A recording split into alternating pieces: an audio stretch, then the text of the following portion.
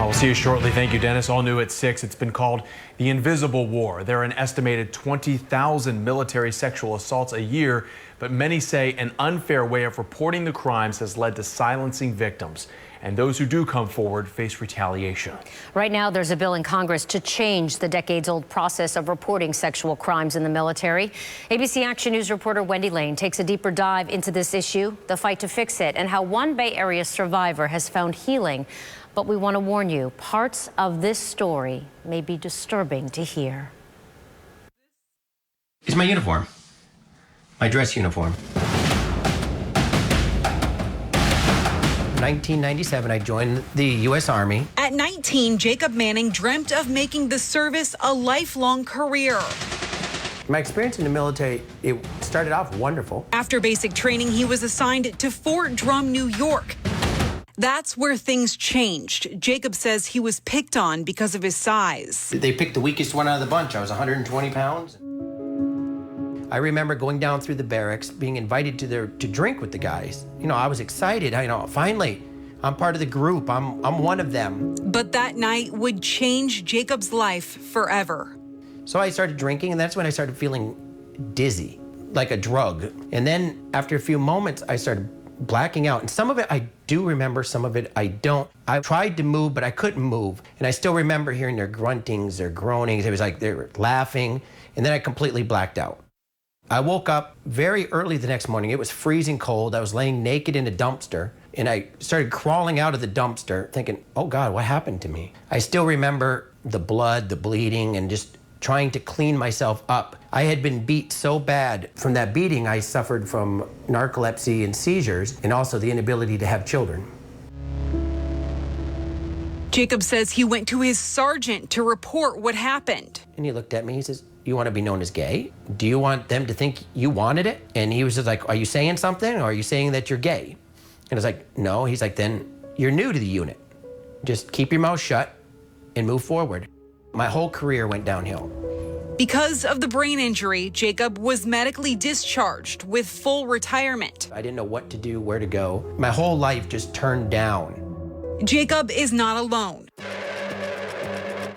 According to the Department of Defense, there's an estimated 20,000 military sexual assaults a year. But in 2019, only 5,700 were reported to investigators, and only 383 of those went to trial.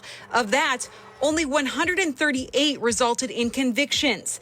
That's fewer than 1% of victims ever getting justice.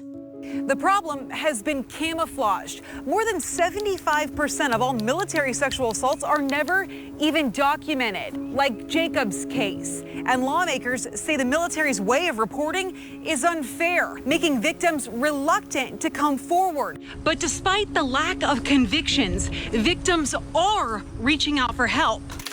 MST, or military sexual trauma, is sexual assault or repeated threatening sexual harassment during military service. Dr. Amber Hudspeth is one of 3 therapists solely devoted to military sexual trauma at James A. Haley Veterans Hospital in Tampa. Sexual trauma, one of the things that always gets damaged is trust. Haley VA says the number of veterans seeking treatment for military sexual trauma increased by more than 4% last year. Increase in people being willing to say, like, I need help. This is something I'm struggling with. She says the Me Too movement pushed military sexual trauma victims to come forward. Then things erupted after the murder of U.S. Army Specialist Vanessa Guillen. I'm sick and tired of this happening. Guillen's sister begging for change after news broke last year of the suspected sexual harassment and murder of the 20-year-old who was stationed at Fort Hood, Texas. Her body found dismembered 2 months after she went missing from base. The suspect, a fellow soldier. It's a decades-long fight to get the military to take this aggressively. For 30 years, Colonel Don Christensen has been a lawyer for military sexual assault victims. If people could see what what happens in a court. They would be shocked. Now he runs a national organization called Protect Our Defenders that is dedicated to fighting for survivors and advocating for better laws to protect them. One of the big issues with military sexual trauma and the lack of accountability is the way the military justice system works. Right now, active duty soldiers who are victims of a sex crime report to their superior. Christensen says it's a conflict of interest because many times a superior doesn't want to face retribution for a crime happening under their command. Unlike the civilian world where a prosecutor makes the decision whether or not to prosecute, in the military it's a commander. The I Am Vanessa Guillen bill that is now in Congress would allow a third party to investigate the crime. You need to have independent military prosecutors. As for Jacob, like many MST victims, he turned to addiction to cope. I was so angry, I didn't care about anything. He says decades of severe depression from military sexual trauma drove him to his breaking point. It was about 3.5 years ago. I really tried to kill myself. I pulled the trigger the first time and it misfired. 3 times it misfired on me, and then I just broke down crying. At his lowest point, Jacob called a friend. I was just in tears trying to find hope. And she told me there's hope. So I just turned to faith, turned to God and said, help me. And that's what changed my life.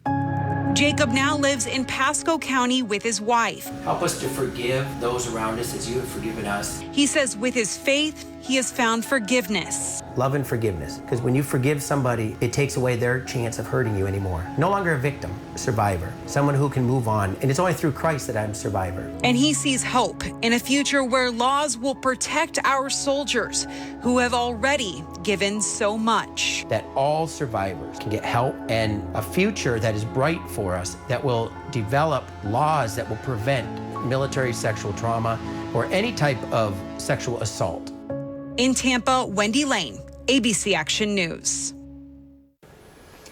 And if you or someone you know is a survivor of sexual trauma while in the military, there are resources to help. You can call the Veterans Crisis Line. The number to call, 1-800-273-8255, and then press 1. Or you can text 838-255. You can also connect with the Protect Our Defenders group to get help. We have a link to contact them on our website at abcactionnews.com. Jameson.